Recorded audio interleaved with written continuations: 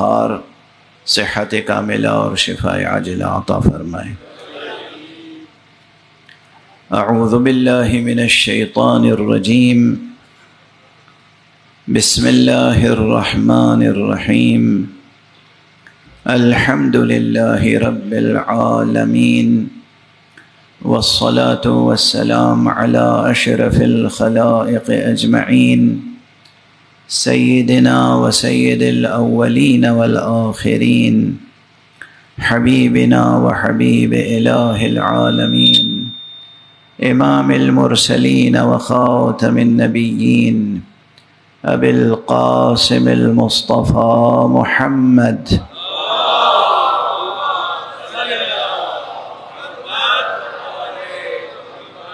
وعلى أهل بيته الطيبين الطاهرين الهداة المهديين المعصومين المظلومين، واللعنة الدائمة على أعداء الحق والدين. أما بعد، فقد قال الله تعالى عز اسمه في محكم كتابه ومتقن خطابه، بسم الله الرحمن الرحيم، إنما المؤمنون الذين آمنوا بالله ورسوله ثم لم يرتابوا وجاهدوا بأموالهم وأنفسهم في سبيل الله، أولئك هم الصادقون، صدق الله العلي العظيم۔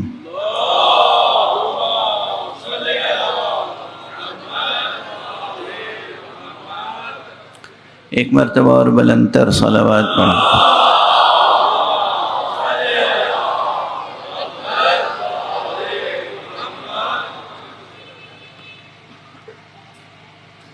برادران عزیز،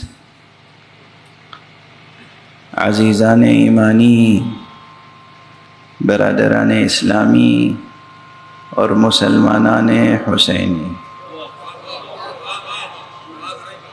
جب بھی میں خطاب کرتا ہوں اور مسلمانان حسینی کہہ کر خطاب کرتا ہوں تو مجھے خود بھی ایک مسرت ہوتی ہے، اور یقیناً آپ حضرات بھی مسرور ہوتے ہوں گے، اس لیے کہ اس کرۂ ارض پر اس سے بڑا کوئی شرف نہیں ہے کہ مسلمان ہو اور حسینی ہو۔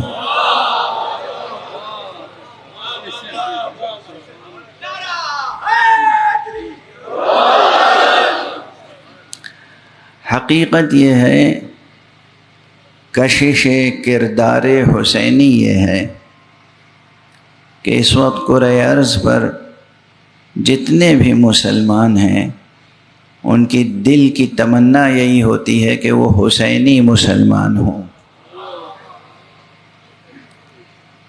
یزیدی مسلمان کوئی ہونا پسند نہیں کرتا، اگرچہ یہ ترکیب بھی درست نہیں ہے، اس لیے کہ جو خود مسلمان نہ ہو اس کی طرف نسبت دے کے کوئی مسلمان کیسے ہو سکتا ہے؟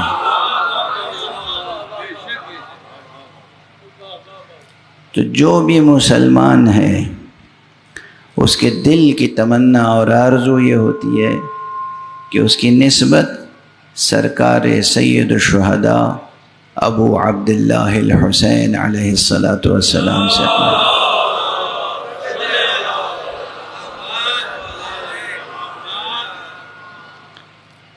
یعنی وہی سچا مسلمان ہے، سچا مومن ہے، اصلی مسلمان ہے، اصلی مومن ہے۔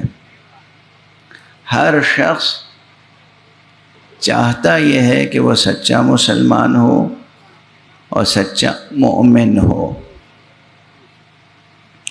اور یہی خواہش، یہی آرزو، یہی تمنا ہونی چاہیے۔ اگر کوئی مسلمان ہے تو عادتاً مسلمان نہیں ہونا چاہیے، ارادتاً مسلمان ہونا چاہیے۔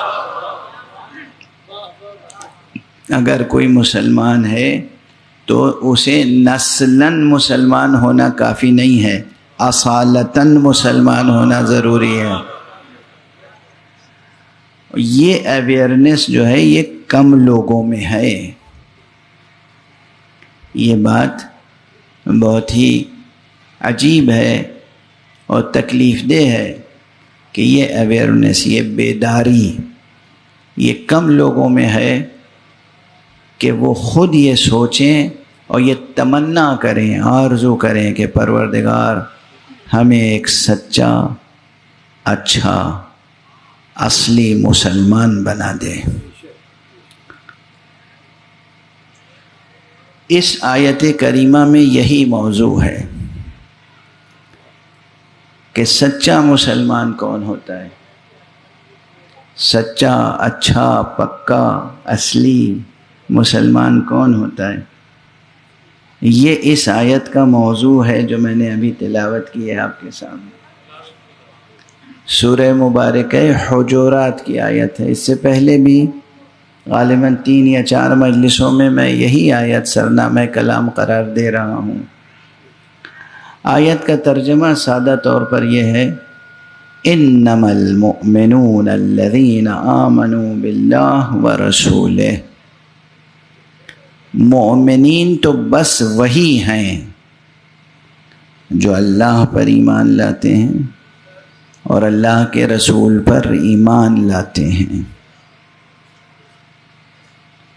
ثم لم یرتابوا، اور ایمان لانے کے بعد وہ پھر کسی شک اور شبہے اور تردد میں مبتلا نہیں ہوتے۔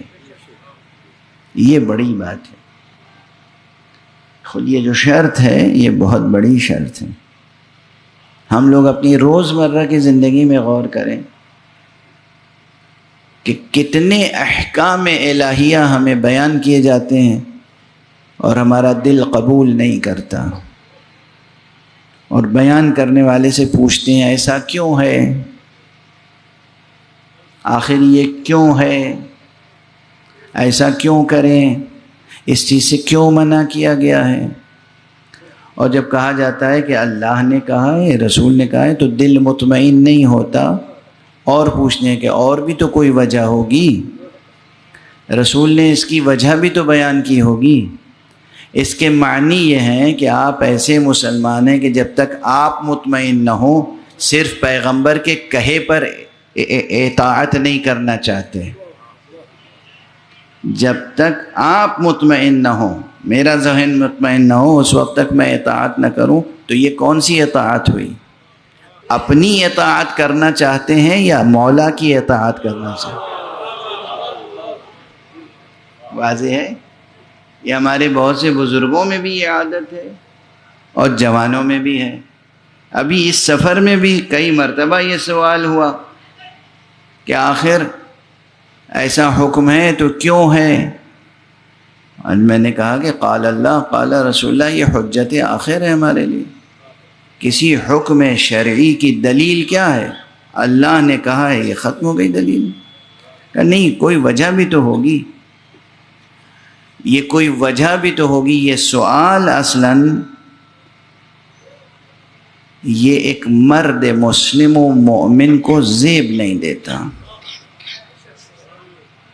یہاں پر یہ بالکل ذہن میں نہ آئے کہ میں سوال کا مخالف ہوں، تحقیق کا مخالف ہوں، جستجو کا مخالف ہوں، ہرگز نہیں۔ علم حاصل کریں، تحقیق کریں، جستجو کریں، لیکن شرط عمل آپ کی تحقیق نہیں، حکم خدا ہے۔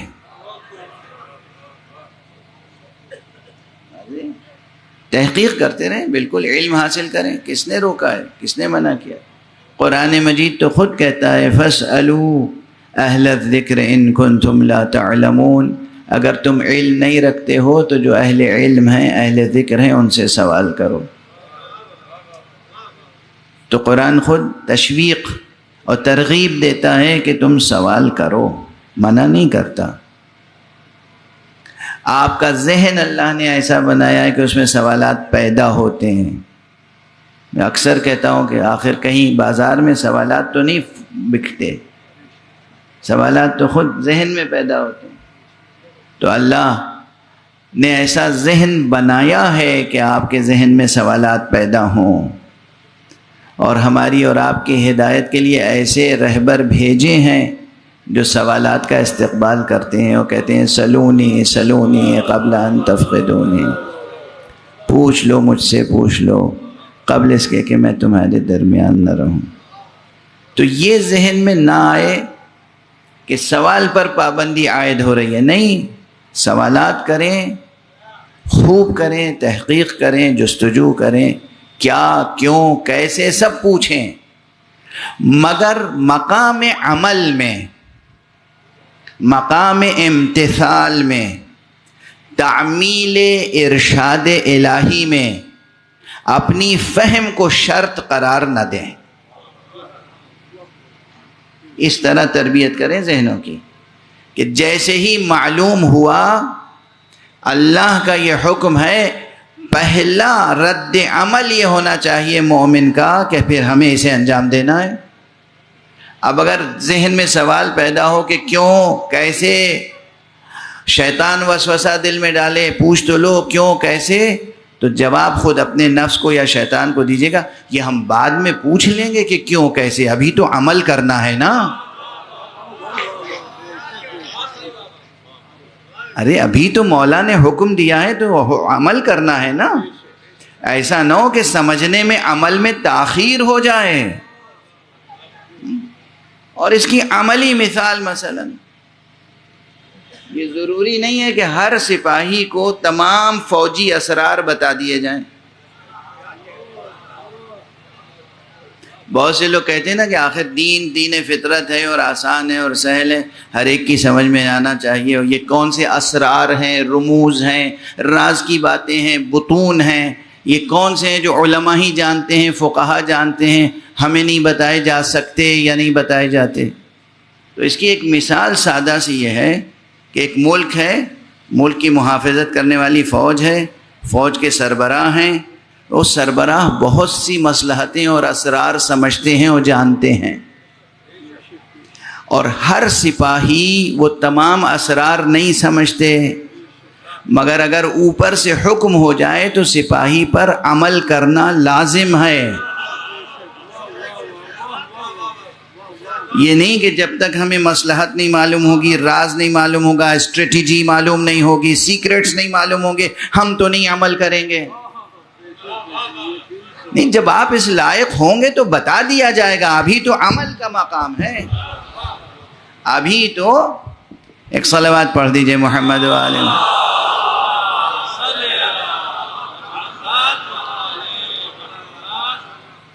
واضح ہے نکتہ؟ تو جہاں تک ہمارے سامعین ہیں، اپنی عقل کو پروان چڑھائیں، فکر کا سفر جاری رہے، کسب علم میں کمی نہ آئے، لیکن یہ سب شرط عمل نہیں ہے۔ شرط عمل ہے حکم مولا کا دریافت کرنا، اور بس ادھر معلوم ہوا کہ حکم خدا یہ ہے، ادھر سر تسلیم خم ہو جانا چاہیے۔ راز کی باتیں سمجھتے رہیں گے، بعد میں ہو سکتا ہے ہم نہ پوچھیں اور والہانہ انداز میں جذبہ اطاعت سے ہم خدا کے حکم کے آگے سر تسلیم خم کر دیں، تو یہی مخلصانہ والہانہ سر تسلیم خم کرنے کی ادا اسے اتنی پسند آ جائے کہ ہمارے دل میں معرفت کا نور بھر دے۔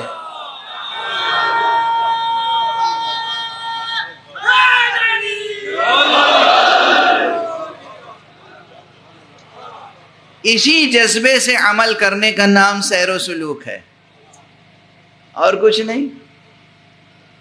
سمجھ بوجھ کے، مصلحت دیکھ کے، اپنا نفع نقصان دیکھ کے عمل کیا تو یہ اطاعت نہیں ہوئی، یہ تو تاجرانہ عبادت ہوئی۔ یاد ہے نا مولا کا جملہ، اے پروردگار، میں نے کسی نہ خوف سے تیری عبادت کی ہے، نہ کسی لالچ سے عبادت کی ہے، میں نے تو تجھے عبادت کے لائق دیکھا تو عبادت کی ہے۔ تو عبادت پہ یہاں ہے حضرت امام صادق علیہ السلام کا جملہ،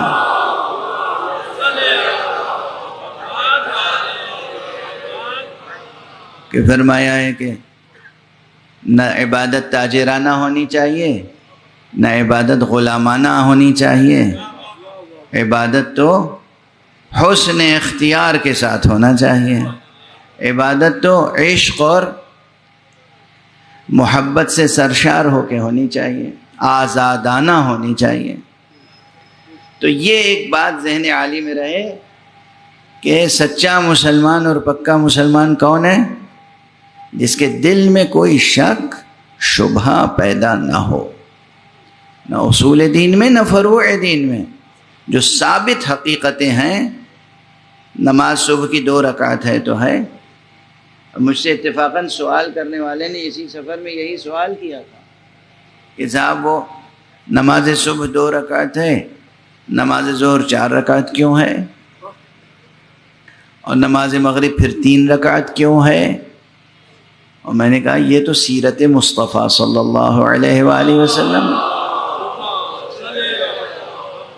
یہ تو حضور کا عمل ہے، اور حضور کا اعلان ہے کہ جیسے میں نماز پڑھوں، مجھے جس طرح نماز پڑھتے ہوئے دیکھو ویسے نماز پڑھو، اور اللہ نے بھی کہا ہے کہ میرے مصطفیٰ کو جس طرح عبادت کرتے ہوئے دیکھو ویسے عبادت کرو۔ اللہ کہتا ہے کہ پیغمبر کو دیکھ کر عبادت کرو، پیغمبر کہتے ہیں مجھے دیکھ کر عبادت کرو۔ ہم کہتے ہیں پیغمبر نے یہ کیا اور کہا، آپ کہتے ہیں کیوں؟ تو یہ ایک شان مومن کے خلاف ہے۔ واضح ہے سچا مومن کون ہوتا ہے، سچا مسلم کون ہوتا ہے؟ پھر تاکیداً عرض کر رہا ہوں، جوانوں کا چہرہ زیادہ نظر آ رہا ہے مجھے، علم حاصل کرنے پر کوئی پابندی اسلام نے نہیں لگائی ہے۔ قرآن نے، اسلام نے کہیں علم خوب حاصل کریں، اور علم میں بھی کوئی شرط نہیں کون سا علم حاصل کریں، ہر وہ علم، معلومات کا ہر وہ مجموعہ جس پر لفظ علم صادق آئے۔ یہ بڑی دقیق بات کہہ دی میں نے۔ یہ جو ہے وہ فلسفی آف ایجوکیشن سے لے کر اور ایپسٹیمولوجی تک یہ بات جائے گی۔ ہر وہ مجموعہ معلومات جس پر لفظ علم صادق آئے وہ آپ حاصل کر سکتے ہیں، وہ جائز ہے، کبھی حرام نہیں ہے، وہ جائز ہے۔ حاصل کریں علم، فکر کا سفر جاری رکھیں، ذہن کو زندہ رکھیں، خوب مطالعہ کریں، کتابوں سے رشتہ مضبوط رہے، مگر ایسا نہ کبھی کہیے گا کہ کتابیں کافی ہیں۔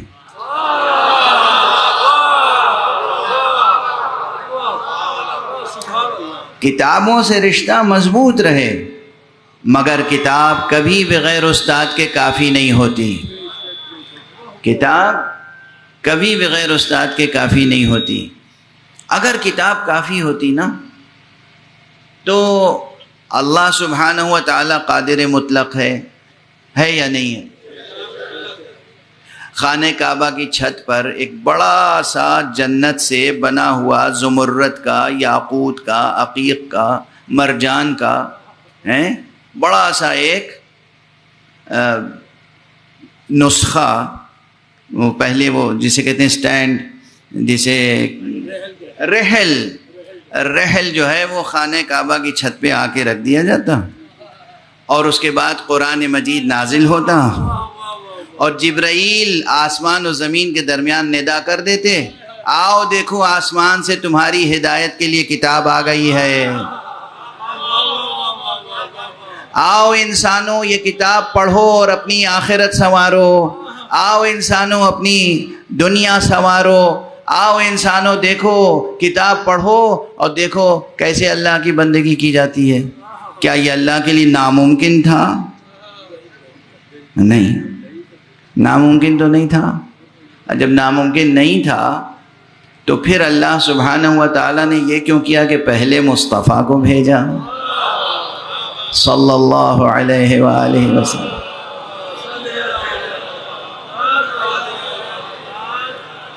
اور اس کے بعد جبرائیل کے ذریعے سے قرآن پھر بھی مصحف کی شکل میں نہیں بھیجا، قلب مصطفیٰ پہ نازل کیا۔ اور وہ آنکھیں بجز نفس رسول کسے نصیب تھیں جو قلب مصطفیٰ کی آیتیں پڑھ لے؟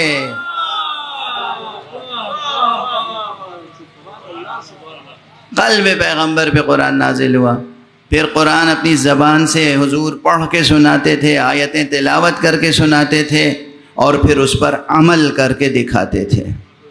تو یاد رکھیے کہ کتاب تنہا کافی نہیں ہے، مگر کتابوں سے بھی رشتہ جڑا رہے اور ہر فن کے استاد اور معلم سے بھی رشتہ جڑا رہے۔ یہ تو آپ کی ثقافت کے لیے عرض کر رہا ہوں کہ تہذیب و ثقافت و کلچرلی آپ ہمیشہ ترقی کرتے رہیں، لیکن ایمان کے مرحلے میں وہ پہلی اور آخری بات ہے۔ ایمان کے معنی یہ ہے کہ جب اللہ پر ایمان لے آئے تو پھر اللہ کے کسی حکم پر یہ نہ پوچھیں کیوں کیسے، عمل کے لیے یہ شرط نہیں ہے۔ اور جو شان حق سبحانہ و تعالیٰ کی ہے وہی شان پیغمبر کی ہے۔ جب پیغمبر صلی اللہ علیہ وآلہ وسلم پر ایک مرد مسلم ایمان لے آئے تو پیغمبر جو حکم دیں اس پہ عمل کرنا ہے۔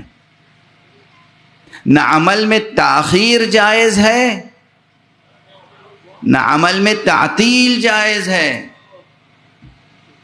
حضور نے کہا تو عمل کرنا ہے۔ عمل نہ کرنے کے معنی یہ ہیں کہ شک ہے، شبہ ہے، کہیں نہ کہیں دبا ہوا نفاق ہے، کہیں نہ کہیں کفر ہے، کہیں نہ کہیں شرک ہے۔ پیغمبر موجود ہوں، پیغمبر حکم دے رہے ہوں، اور انسان پیغمبر کے حکم پر عمل کرنے سے سرتابی کر رہا ہو یا تاخیر کر رہا ہو یا شک و شبہ کر رہا ہو، لیت و لعل کر رہا ہو، اس کے معنی یہ ہے کہ وہ سچا مسلمان نہیں ہے۔ کل بھی یہی معیار تھا، آج بھی یہی معیار ہے، قیامت تک یہی معیار رہے گا ہر ایک کے لیے۔ اس لیے یہ قید آئی ہے کہ انما المؤمنون الذین آمنوا باللہ، بس مومن تو وہی ہیں جو ایمان لانے والے ہیں اللہ پر ورسولہ، اور اس کے رسول پر، ثم لم یرتابوا، اور پھر ایمان لانے کے بعد شک اور شبہ اور لیت و لعل اور تردید و تردد اس کی کوئی گنجائش نہیں۔ اس کے بعد پھر شرطیں اور بھی ہیں ایک سچے مسلمان کے لیے۔ ہر ایک کی خواہش ہے نا کہ ہم سچے مسلمان بنیں، تو اب اس کے بعد کیا، یہ قرآن متن قرآن ہے، میں اپنی طرف سے تو کچھ نہیں عرض کر رہا ہوں، میں صرف ترجمانی کر رہا ہوں۔ ثم لم يرتابوا وجاهدوا باموالهم وانفسهم فی سبیل اللہ، اور اللہ کی راہ میں اپنے مال سے جہاد کرتے رہیں، مال سے جہاد کرتے رہیں اور اپنی جانوں سے جہاد کرتے رہیں۔ اب ذہن میں سوال پیدا ہوگا کہ مال سے جہاد کیسے ہوتا ہے، تو یہاں میں ایک اہم بات عرض کر دوں۔ سب جانتے ہیں، یا آپ اپنی توہین نہ سمجھیے گا، کہ عموماً سمجھا جاتا ہے کہ کراچی میں غریبوں کا علاقہ کورنگی ہے۔ پہلی بات تو یہ یاد رکھیے کہ غریب ہونا کوئی ذلت کی بات نہیں ہے۔ یہ میں نے انچولی کی مجلسوں میں بھی کہا تھا، غریب ہونا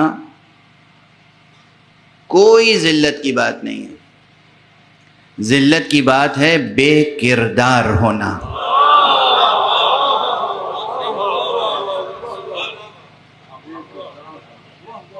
اصل جو انسانی دولت ہے نا وہ کردار ہے۔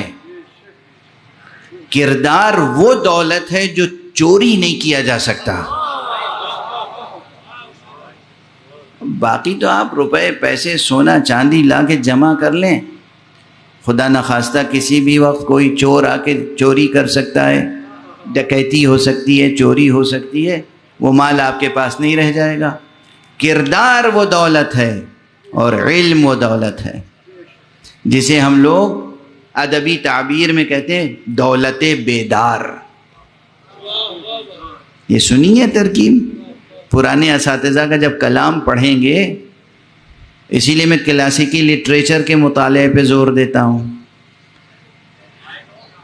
تو اس میں ایک ترکیب آتی ہے دولت بیدار۔ بیدار یعنی جاگتا ہوا یا جاگتی ہوئی۔ دولت کون سی ہے جو جاگتی ہوئی دولت ہو؟ چور چوری کرتا ہے تب جب آپ سو جاتے ہیں یا غافل ہو جاتے ہیں. اگر دولت خود جاگتی ہوئی ہو تو کون چوری کر سکتا ہے؟ یہ تو لفظی رعایت سے میں نے بات کہی، یہ تو صرف لفظی رعایت سے بات کہہ دی میں نے. دولت بیدار کہتے ہی ہیں کردار کو، حسن عمل کو اور حسن فکر کو، علم کو. علم ہے دولت بیدار، ایمان ہے دولت بیدار، کردار ہے دولت بیدار. تو اگر کردار ہے آپ کے پاس تو دنیا میں کوئی آپ کو حقیر یا ذلیل نعوذ باللہ نہیں سمجھ سکتا. لیکن غریب رہنا کوئی اچھی بات بھی نہیں ہے. اس لیے کوشش کرنی چاہیے کہ آپ دنیا کو تسخیر کریں، کمائیں، کمانے کے جتنے ذریعے ہیں استعمال کریں. اور کمانے کے سلسلے میں اسلام کا ایک رویہ بتا دوں. فقہ اسلامی اور اہل بیت نے جو سکھایا ہے وہ بتا رہا ہوں، کان کھول کے سنیے گا. اور جو کہہ رہا ہوں کہا سنا یاد رکھیے گا، بھلا نہ دیجیے گا، ٹھیک ہے؟ ہمارے ہاں جو کلچر ہے ایک عرصے سے، اس میں سب سے پہلے بچوں کو تیار کرتے ہیں ملازمت کے لیے. کس لیے؟ سروس، ملازمت، سروس، ملازمت. اور سب سے بڑی فکر ہوتی ہے کوئی سرکاری ملازمت مل جائے. یہ فکر بنیادی طور پر غلط ہے. اسے کھرچ کھرچ کے دل سے، دماغ سے نکال دیجئے، مٹا دیجئے. احادیث معصومین کی پڑھیے جو معاش کے سلسلے میں ہے، کتاب المتاجر، کتاب المکاسب اور اس کے متعلقہ جو ابواب ہیں، احادیث پڑھیں. معصومین نے بہت ہدایتیں دی ہیں روزی روٹی کے مسئلے پر، امور معاش پر. اس میں سب سے زیادہ زور دیا ہے تجارت پر. بزنس کریں، چھوٹے سے بزنس سے آغاز کریں، خود بخود اللہ برکت دے گا. کوئی بزنس ذلیل نہیں ہوتا. آپ مال رکھ رہے ہیں، بیچ رہے ہیں. بزنس میں کیا ہے؟ آپ کی خودی آزاد ہے، آپ آزاد ہیں. واضح ہے؟ آپ آزاد ہیں. یہ علت وہ ہے. یہ کیوں؟ یہ معصوم نے خود بتایا ہے. کہا جب تم اپنی محنت یا اپنا وقت فروخت کر دیتے ہو، کسی کے یہاں ملازمت کرتے ہو، تو تم گویا غلام ہو جاتے ہو، تمہاری آزادی سلب ہو جاتی ہے. اس لیے تم تجارت کرو، پہلی بات، یا پھر زراعت کرو. دوسری بات، زمین ہے زراعت کرو. ہزاروں چیزیں زراعت کی ہیں، طرح طرح کے نئے نئے طریقے زراعت کے پیدا ہو گئے ہیں. زراعت کریں، تجارت کریں. پھر صنعت ہے. صنعت، تجارت اور زراعت کے ساتھ صنعت ہے. یہ سب معصومین نے سکھایا ہے. صنعت یہاں تک فرمایا کہ مجھے حیرت ہے کہ جس کے پاس مٹی اور پانی ہے وہ بھوکا کیسے رہ سکتا ہے. یعنی کچھ نہیں تو مٹی سے، پانی سے مٹی گوندھ کے کھلونے بنا کے بیچ سکتے ہو، مٹی کے برتن بنا کے بیچ سکتے ہو، مٹی سے نہ جانے کیا کیا کچھ بنا. یہ معصوم کا جملہ ہے، میرا جملہ نہیں ہے. کہ حیرت ہے مجھے کہ جس کے پاس مٹی اور پانی ہو وہ بھوکا کیسے رہ سکتا ہے. تو صنعت، کچھ بنانا اور بیچنا، ٹھیک ہے. انڈسٹری، صنعت، زراعت، ایگریکلچر اور تجارت، یہ تین چیزوں کو سب سے زیادہ معصومین نے فوقیت دی ہے. چوتھی اور آخری منزل پر کہا کہ اگر کچھ نہ کر سکو اور قوت لا یموت، قوت لا یموت یعنی جینے کے لیے کچھ ضروری ہو تو پھر جاؤ کسی کے ملازمت کر لو، کوئی حرج نہیں ہے. یاد رہے گی یہ بات، آخر تک پہنچ رہی ہے بات. ہماری مائیں بہنیں سن رہی ہیں. اللہم صل.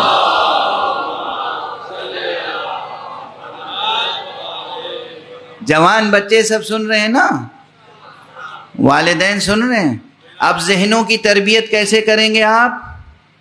روز اول سے سروس کی بات سوچیں گے بھی نہیں. اس فقیر کی بات یاد رکھنا، اگر یاد رکھ لی یہ بات، تو اسی معاشرے میں دیکھیے گا کیسا انقلاب آتا ہے. سروس کی فکر ہی نکال دیجیے دل دماغ سے. یہ رونا ہی چھوڑ دیجیے کہ یہ حکومت ایسی آئی ہے کسی کو نوکری نہیں دیتی. ارے حکومت نوکری دے یا نہ دے، سمجھ میں آ رہی ہے؟ آپ کو تجارت کرنی ہے، ہزاروں، زمین تا آسمان، کروڑوں ذریعے ہیں روزی روٹی کمانے کے. کتنی قسم کی تجارتیں ہو سکتی ہیں.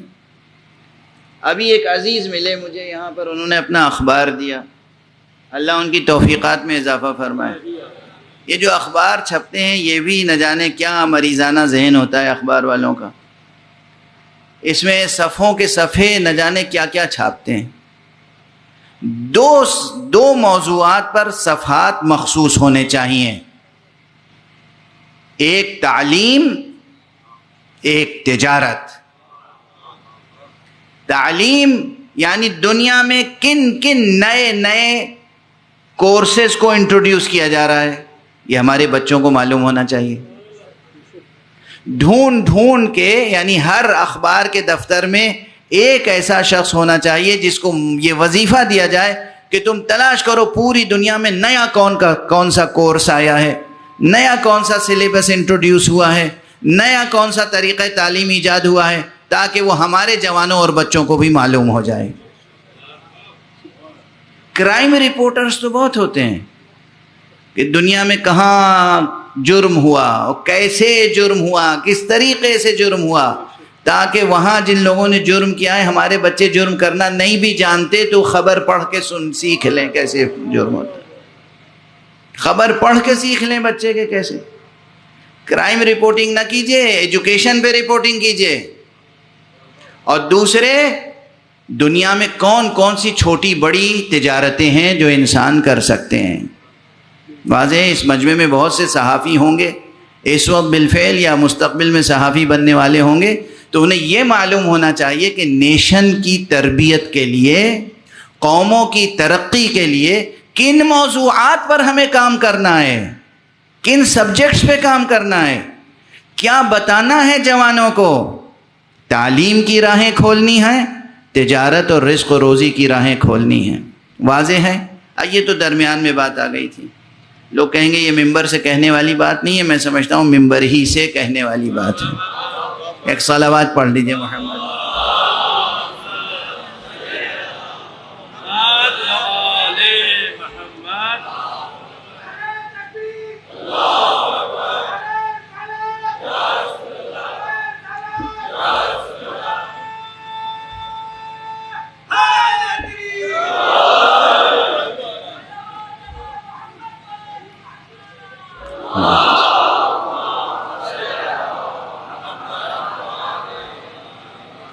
اب یہ بات میں نے عرض کیوں کی اور مناسبت کیا تھی، درمیان میں تعلق کیا ہے اس آیت سے.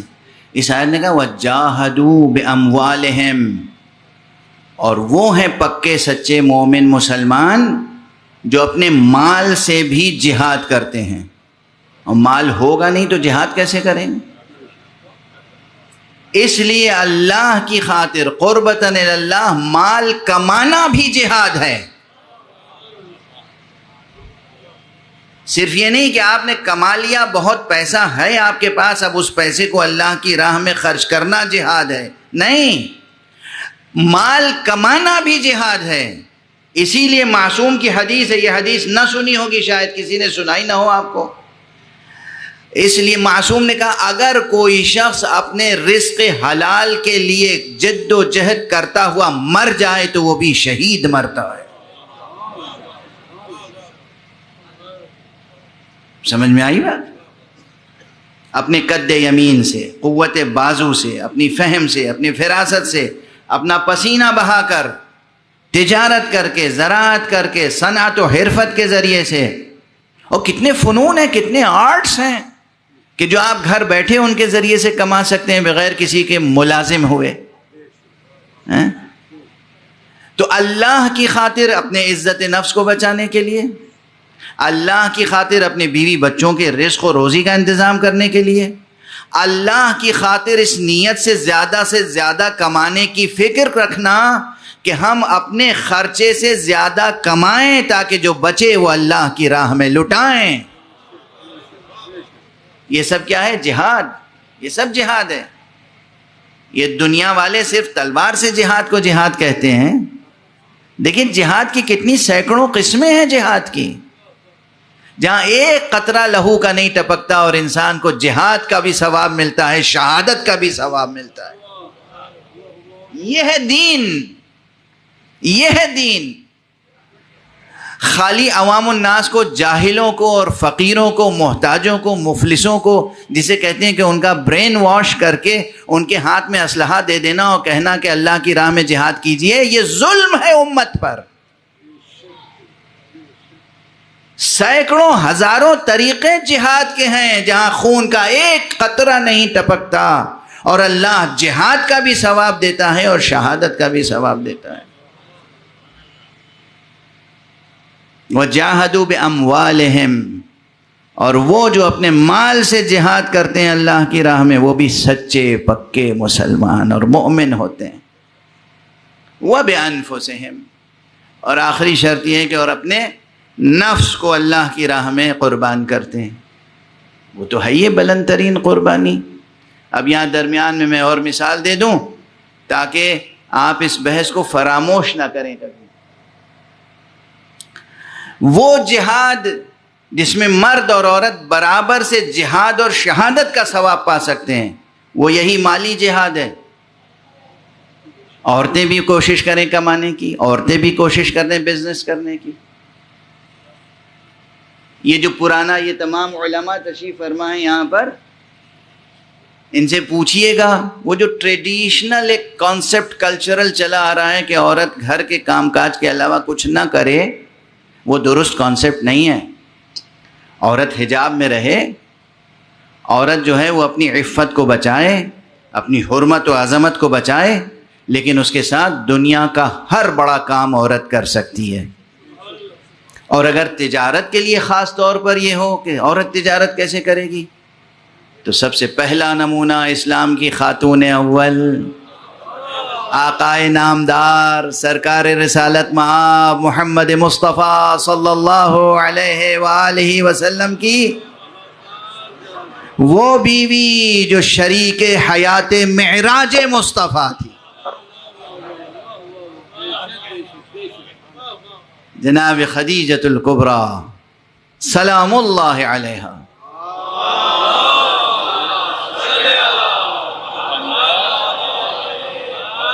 ان کی سیرت سامنے ہے یا نہیں؟ بی بی جناب خدیجہ، کتنا بڑا کارواں ہوتا تھا ان کا تجارت کا. خود اپنے بیت الشرف میں رہتی تھیں اور ان کے بہت سے ملازمین، غلام، کنیزیں یہ سب تھے کہ جو ان کے تجارت کے کارواں کو لے جاتے تھے. بعض کتابوں میں یہ صراحت ہے کہ اس زمانے میں پورے عرب میں سب سے بڑا تجارت کا کارواں بی بی خدیجہ کا ہوتا تھا.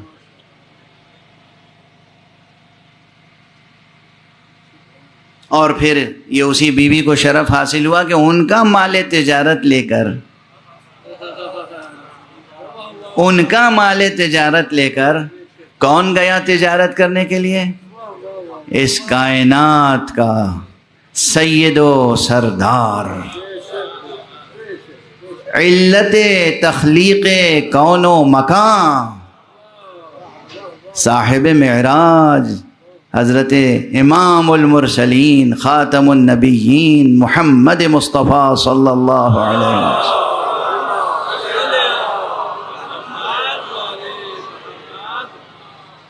ان کے مال تجارت کا کارواں لے کے گئے. اب میں یہاں پر ان کے فضائل و معجزات بھی بیان کر سکتا ہوں، لیکن میں دامن وقت میں بھی گنجائش نہیں ہے. معجزے آپ سنتے رہتے ہیں، اس وقت خشک مسائل سنتے جائیں جو آپ کی زندگی کے کام کے ہیں. اپنی بیٹیوں کو ایسی تربیت کریں کہ بہترین بزنس کر سکیں. بہترین صنعت کر سکیں، ڈفرینٹ آرٹس میں کمال پیدا کریں اور کما سکیں، اور بیٹوں کو بھی اسی طرح۔ تجارت میں ایک طرف جناب بی بی خدیجۃ الکبریٰ ہیں، اور دوسری طرف تجارت میں حضرت ابو طالب بھی تو کسی سے کم نہیں تھے، اور دونوں کا مال صرف تبلیغ اسلام ہوا۔ جناب بی بی خدیجۃ الکبریٰ، لوگ تاریخوں میں لکھ گئے ہیں کہ فلاں نے غلام آزاد کرائے اور فلاں نے غلام آزاد کرائے، یہ کوئی نہیں بتاتا کہ تھیلیاں دے کے آزاد کروایا کس نے۔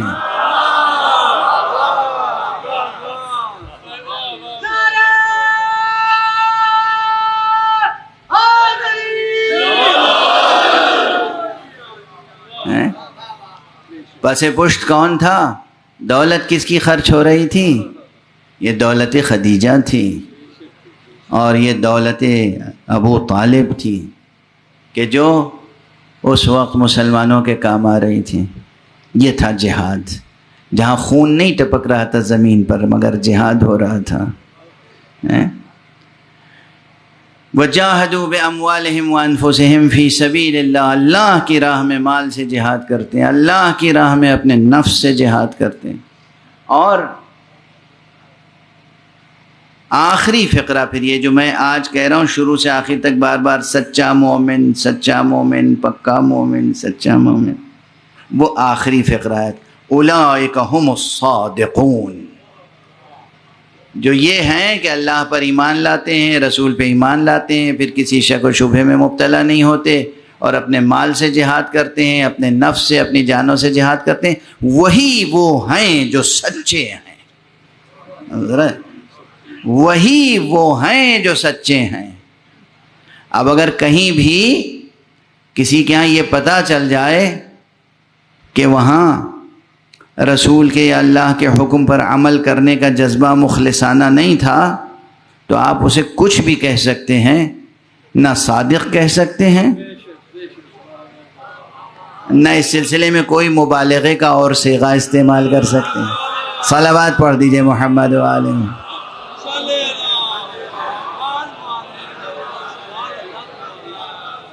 ایک اور صلوات پڑھ دیجئے محمد۔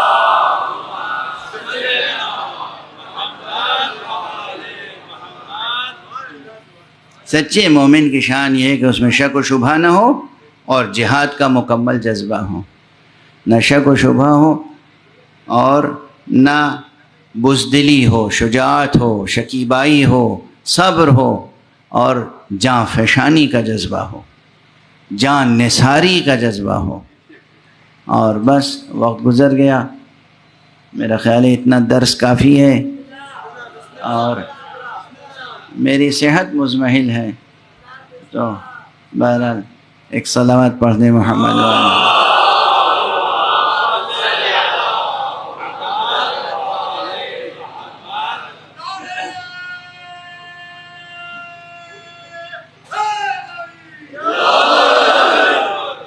جزاکم اللہ۔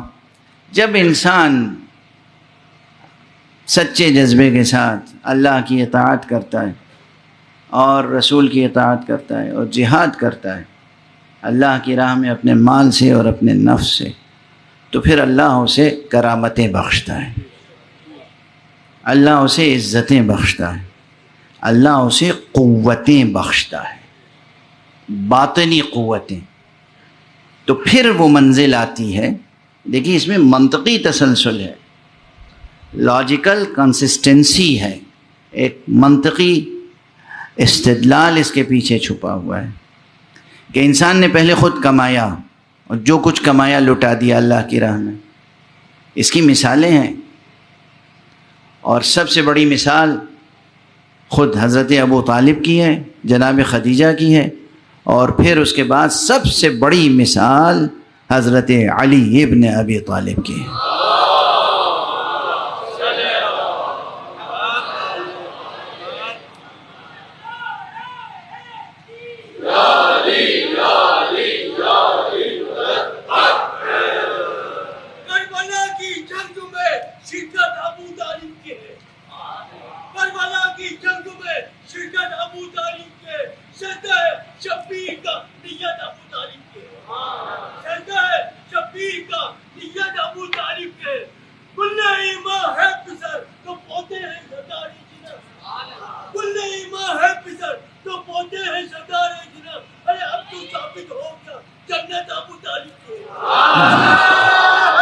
ماشاءاللہ۔ جناب امیر المومنین کے تعلق سے اور بنی ہاشم کے تعلق سے جو مورخین ہیں ان کا ہمیشہ معاندانہ رویہ رہا۔ معاندانہ یعنی دشمنی کا رویہ رہا۔ تو انہوں نے ان کی فضیلتوں کا انکار کیا، ان کی قربانیوں پہ پردے ڈالے، اور ایک چیز یہ پیش کرنی چاہیے کہ یہ تو مفلس تھے۔ میں کیا عرض کروں آپ سے کہ جب ہم لوگ کتابیں پڑھتے ہیں تو کیا کیا مصیبتیں ہمارے سامنے آتی ہیں۔ بہت سی مثالیں دی جا سکتی ہیں، کتابوں کے نام لیے جا سکتے ہیں۔ مثلاً ایک بہت بزرگ شخصیت تھی مسلمانوں کے درمیان بر صغیر میں، حضرت مولانا ابو الحسن علی میاں ندوی۔ انہوں نے کتاب لکھی المرتضیٰ، المرتضیٰ یہ کتاب لکھی انہوں نے، حضرت امیر المومنین علیہ الصلوۃ والسلام کی سوانح عمری، لیکن بہرحال انصاف نہ کر سکے۔ وہ ایک مثال میں نے دے دی۔ وہ اور ان جیسے اور بہت سے حضرات نے جو تاریخ لکھی ہے اس میں یہ زور ہے کہ یہ تو بالکل نادار تھے، فقیر تھے، ہمیشہ گھر میں فاقہ پڑا رہتا تھا۔ یہ غلط تاریخ نویسی ہے۔ ان کی سیرت اور کردار کو پہچانا نہیں لوگوں نے۔ یہ وہ تھے جو خود اپنے قد یمین سے کما کے بھی دوسروں پر لٹا دیتے تھے، اور اگر تاریخوں میں تلاش کریں تو یہ تذکرے مل جائیں گے، ایسا نہیں کہ یہ تذکرے موجود نہیں ہیں۔ حضرت امیر المومنین علی ابن ابی طالب علیہ الصلوۃ والسلام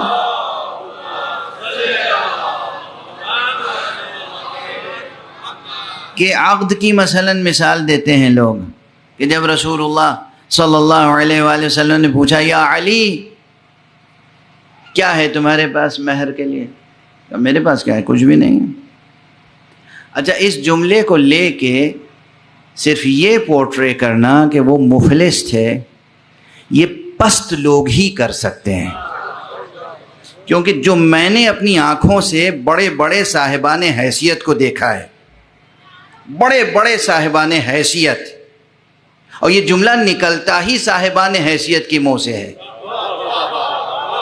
کہ جب آپس میں بیٹھتے ہیں اور کوئی پوچھتا ہے کہ کیا دیں گے، کہتے ہیں ہمارے پاس ہے کیا؟ کچھ بھی تو نہیں ہے، ہم کیا دیں گے؟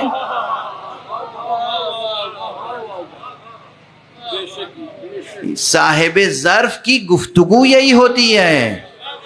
دنیاوی دھن دولت اگر صاحب حیثیت کے پاس ہو، جو صاحب ظرف ہو، تو کتنا ہی دینے کا جذبہ رکھتا ہو، لیکن کہتا یہی ہے کہ میرے پاس تو کچھ بھی نہیں ہے۔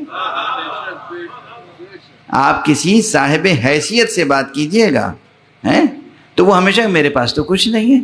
یہی امیر المومنین کا جملہ تھا، جن کا اختیار عرش تا فرش ہر شے پر تھا۔ جس پتھر کو اٹھا لیتے وہ چٹان سونے کی بن جاتی، مگر جب رسول نے پوچھا یا علی کیا ہے تمہارے پاس؟ میرے پاس کیا ہے؟ کچھ بھی نہیں ہے۔ اچھا، اس سے بڑھ کر بردباری اور شرافت کی گفتگو نہیں ہو سکتی، اس لیے کہ پوچھنے والا بھی کوئی اور نہیں تھا، رسول اللہ صلی اللہ علیہ وسلم۔ حضور کی ذات گرامی تھی پوچھنے والی، وہ خود سید کائنات، اور یہ خود ان کے روح و جاں۔ لیکن ظاہری اعتبار سے بھی اور تاریخیں دیکھیں تو وہاں یہ روایت مل جاتی ہے کہ رسول سے جس وقت کہہ رہے تھے کہ میرے پاس تو کچھ بھی نہیں ہے، اسی صبح 40,000 درہم اپنی زکوٰۃ ادا کر چکے تھے۔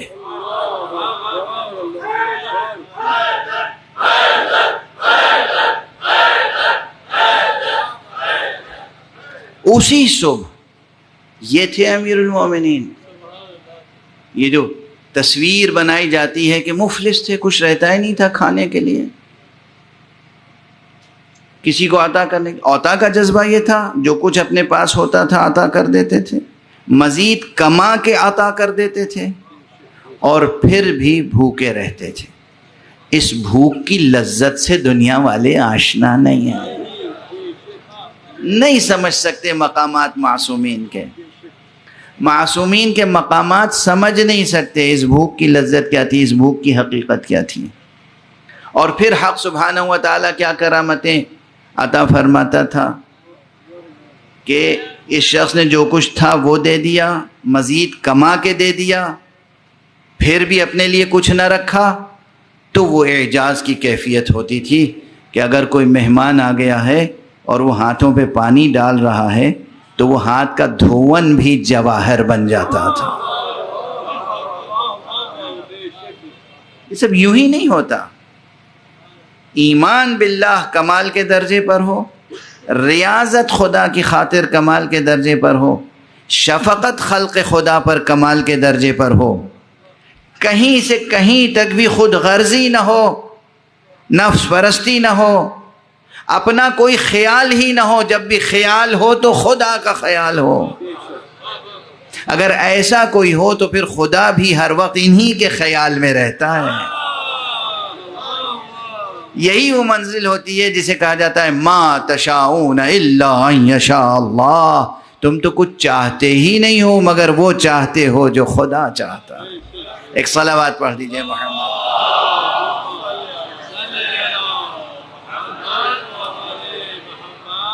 تمام تر کرامات کا راز اور اعجاز کا راز یہ ہے، بندگی حق کمال کے درجے پر۔ اور یہ جو معجزات کی فہرست ہے، مثلا کسی کو عطا کرنے کے لیے کتنے معجزے ہیں معصومین کے یہاں پر، لیکن اب میں چاہتا ہوں کہ معال مجلس کے قریب ہو جائے گفتگو، تو پھر اعجاز ہی کے سلسلے میں ایک روایت ذکر کر دوں کہ مسجد میں حضرت امام حسین علیہ السلام تشریف فرمائے،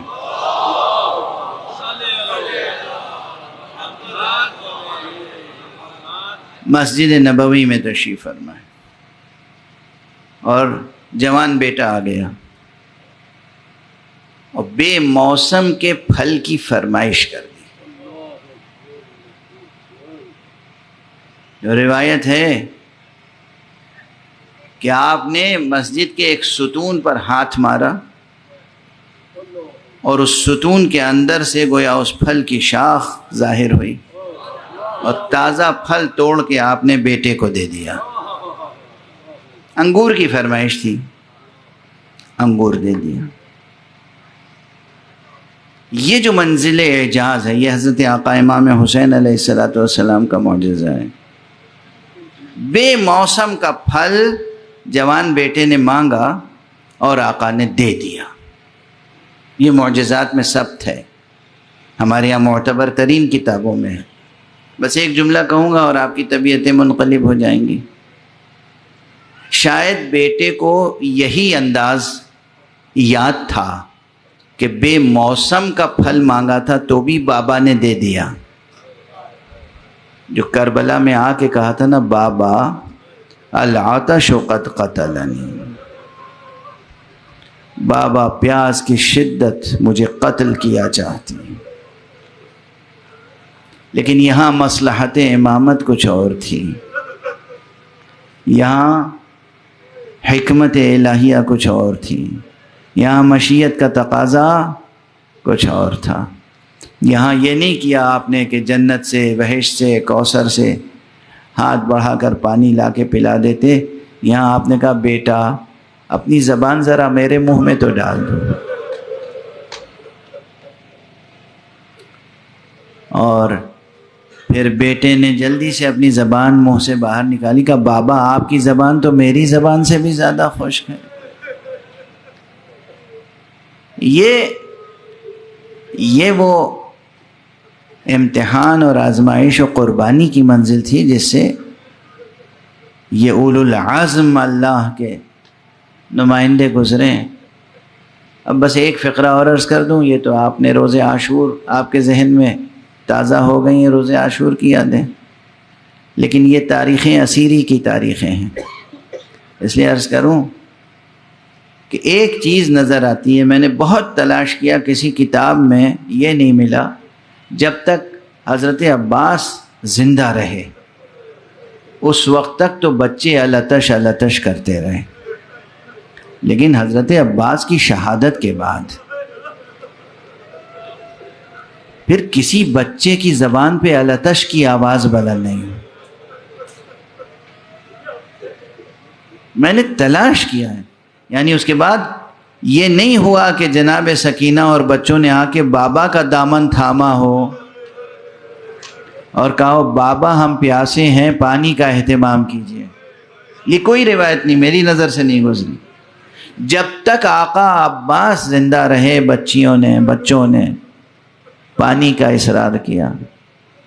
ہاں، جب آقا حسین خیمے سے نکل رہے تھے اور اپنے گھوڑے پر اپنے فرس پہ تشریف فرما ہو رہے تھے تو بی بی سکینہ نے پانی کا سوال نہیں کیا، بس ایک ہی جملہ کہا، بابا آپ بھی مرنے کے لیے جا رہے ہیں۔ یہ فقرہ تھا، یعنی بعد عباس جری، بعد حضرت سقائے سکینہ، بعد شہادت امام حسین کب تک بچے پیاسے رہے اس کا کوئی اندازہ نہیں کر سکتا۔ اس لیے کہ زندان شام میں تو ہمیں یہ روایت ملتی ہے کہ بی بی جناب زینب کو لوگوں نے بیٹھ کر نماز پڑھتے ہوئے دیکھا، اور جب سید سجاد نے سوال کیا، پھوپھی اماں ہم نے آج تک آپ کو بیٹھ کے نماز پڑھتے ہوئے نہیں دیکھا، کیا سبب ہے کہ آپ بیٹھ کر نماز پڑھ رہی ہیں؟ تو آپ نے فرمایا، بیٹا کربلا سے لے کر آج تک اس اسیری کی مدت میں کبھی دشمنوں کی طرف سے اتنا آب و دانہ نہیں آتا جو اسیروں کے لیے کافی ہو جائے، اس لیے میں اپنے حصے کی غذا اور اپنے حصے کا پانی بچوں کو پلا دیتی ہوں، بچوں کو کھلا دیتی ہوں، اور اب میرے جسم میں اتنی طاقت نہیں رہ گئی کہ کھڑے ہو کر نمازیں پڑھ سکیں۔ آپ ملاحظہ فرما رہے ہیں کہ پیاس کی شدت کب تک رہی، کہاں تک رہی۔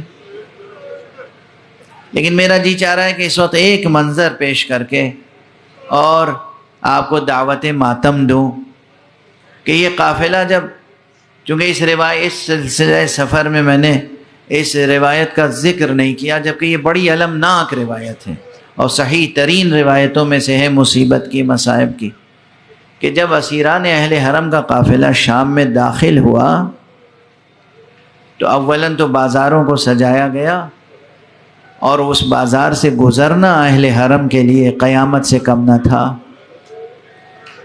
بازاروں سے گزارے گئے اہل حرم بے ردا، اور دو رویا آئینہ بندی کی گئی تھی تاکہ بے ردا اہل حرم کو تماشبین اپنی نگاہوں سے دیکھیں۔ اس سب مرحلے سے گزرے اہل حرم، لیکن جب دربار میں داخل ہوئے ہیں اور ایک صف میں کھڑے کیے گئے تو روایات میں ہے 12 گلے ایک رسن سے بندھے ہوئے، یعنی اسی رسن میں جناب زینب کا بازو بھی ہے اور اسی رسن میں آقا حسین کی ایک 4 سال کی بچی کا گلا بھی ہے۔ کہتے ہیں کہ حاکم لعین نے خود اپنی آنکھوں سے دیکھا کہ بچی کبھی ایک پاؤں اٹھا لیتی ہے، کبھی دوسرا پاؤں اٹھا لیتی ہے۔ اس نے پوچھا کہ بچی یہ کیا سبب ہے کہ ایک پاؤں اٹھا لیتی ہے؟ بچی نے جواب دیا کہ تو دیکھ رہا ہے ایک رسن ہے، 12 افراد اس میں ہیں، میرا قد چھوٹا ہے، میرا گلا گھٹتا ہے، کس طریقے سے پاؤں نہ اٹھاؤں۔ ایک طرف یہ انداز اور دوسری طرف تخت یزید کے نیچے تشت طلا میں ایک سر رکھا ہوا ہے، جس سر کے ساتھ بے ادبی کرتے ہوئے یزید کے ہاتھوں میں ایک چھڑی ہے، ایک عصا ہے، اور وہ بار بار دندان مبارک سے بے ادبی کرتا ہے۔ بیٹی دیکھ رہی ہے، بیٹا دیکھ رہا ہے، بہن دیکھ رہی ہے، صبر کر رہے ہیں، یہاں تک کہ دربار میں بیٹھے ہوئے ایک رسول کے صحابی کو جلال آیا اور اس نے اٹھ کر کہا، او یزید یہ بے ادبی روک لے، میں نے اپنی آنکھوں سے دیکھا ہے رسول اللہ ان لب و دنداں کو بوسا دیا کرتے تھے۔ انا للہ و انا الیہ راجعون، رضا بقضائہ و تسلیما لامرہ۔ پروردگار علوم قرآن اور معارف اہل بیت سے آشنا فرما۔ معبود ہمارے سینوں میں چراغ توحید روشن رہے۔ پروردگار معبود ہمارے ہاتھوں میں ہمیشہ دامان ختم نبوت رہے۔ پروردگار ہمارے قدم ہمیشہ صراط مستقیم ولایت پہ گامزن رہیں۔ پروردگار ہمارے جوانوں کو رزق و روزی سے مالا مال کر دے۔ پروردگار ہمارے گھروں کو اپنی برکتوں سے شاداں فرما، ہمارے سروں کو سرفراز کر۔ پروردگار ملت کے بوڑھوں، بزرگوں، جوانوں سب کو قوت